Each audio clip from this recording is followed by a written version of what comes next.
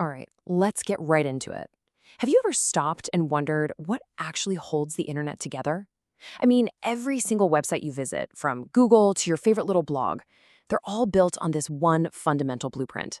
And today, we're going to pull back the curtain on that blueprint. We're talking about HTML. So to make this super simple, let's think about it like this. Building a website is a lot like building a car. You've got the engine that makes everything go, right? That's your JavaScript.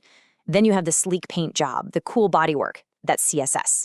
But the most critical piece, the absolute foundation, the very frame that holds the whole thing together, that's HTML.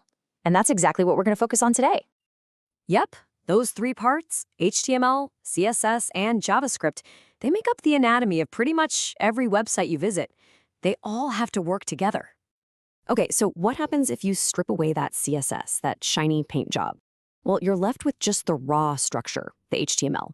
It's functional, for sure, but it's pretty plain, right? Like an unpainted car frame. You can see the skeleton is there, but it's the CSS that really brings it to life and makes it look good. All right, let's dive into Section 2, HTML, the web's blueprint.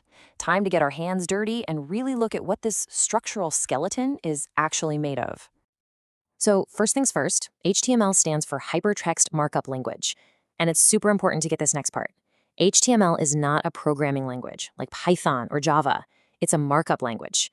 It doesn't do complex math or logic. Its only job is to tell your browser, whether that's Chrome, Safari, whatever, how to structure and display the content. It's what defines the big headings, the paragraphs, the images, basically everything you see on the page. So how does it do that? With these things called tags. The best way to think of tags is like little instruction labels, or maybe even containers. You just wrap your content up in these tags to tell the browser what that piece of content is supposed to be. And here's a perfect, simple example, a paragraph tag. See that? You've got an opening tag, P, and then a closing tag, /P, which has that little forward slash. The browser sees this and knows, okay, everything I put between these two tags belongs together in one single paragraph. Simple as that. Believe it or not, pretty much every single HTML page on the entire planet has the same basic structure. First, you declare that it's an HTML document. That's step one. Then you've got the main HTML tag that wraps everything. Inside that, you have the head, which holds all the background info, like the little page title you see in your browser tab. And then the body. And this is the most important part for us, because literally everything you actually see on the page, it all lives inside the body tags. Okay, Section 3. Now, you could technically write all this code in a super basic program like Notepad, but honestly, nobody does that anymore. Modern tools have made the whole process so much easier, so much faster. Just look at the comparison. Writing code in Notepad is like trying to write a novel in the dark. But a modern code editor, something like Visual Studio Code, it's like strapping on a pair of night vision goggles. It highlights your code in different colors, so it's a breeze to read. It lets you collapse big sections of code to get them out of the way, and it has all these powerful extensions. And here's the best part. It's totally 100% free. And this is where it feels like actual magic. Remember that four-part structure we just went over? Well, in a tool like VS Code, you don't even have to type it all out. You just type a single exclamation mark, hit enter, and bam! A feature called Emmet instantly generates that entire boilerplate structure for you. It's a massive time saver. So we've gone from typing every single character manually to generating a whole template with just a single keystroke. But what if we could take it even further? Well, that's where today's most powerful tool comes into play, AI. Now, a lot of people get nervous about this, but the way to think about AI isn't as a replacement. It's more like an incredibly smart assistant.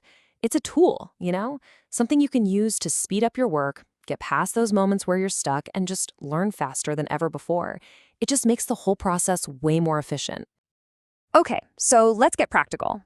How can AI actually help you write HTML? How does this thing help you build that car skeleton we were talking about? Well, it's pretty much as simple as just asking. You can go to an AI tool like ChatGPT and give it a really clear prompt, something just like this. Generate a basic HTML page for a portfolio website. And what you get back is kind of astonishing, really. The AI doesn't just give you the HTML skeleton. It often gives you the whole car. I'm talking the HTML structure, the CSS paint job, and sometimes even a little JavaScript for the engine, like a fully working clock. It just hands you a complete, functional starting point in a matter of seconds. Okay, now for what I think is the most exciting part of all this. Once you understand these basics, you basically gain a superpower, the ability to look under the hood of any website on the entire internet. And it is incredibly simple to do. Seriously. Just go to any web page you want, right-click your mouse anywhere on the page, and in that little menu that pops up, choose Inspect. A new panel will open up, and it's going to reveal the raw code that builds the very page you're looking at. And just like that, you can see the blueprint. You can see all the text, the whole structure that you just learned about, holding together the websites you use every single day. It really is like peeking behind the curtain at a magic show. And here's where it gets really fun. You can actually edit this code right there in your browser. Go ahead, change a headline, rewrite a paragraph. You'll see your changes happen live on the screen. But don't worry, you're not hacking anything. The changes only exist on your computer, and they disappear the second you refresh the page. And this has a really crucial real-world takeaway. Because it's so easy to change the text on a web page like this, you should always be a little skeptical of screenshots you see online, whether it's a social media post or a news headline. As you now know, they can be faked in just a few seconds. So there you have it. You now have the key. You can see the code, the blueprint that builds our entire digital world. The only question left is, what are you going to build with it?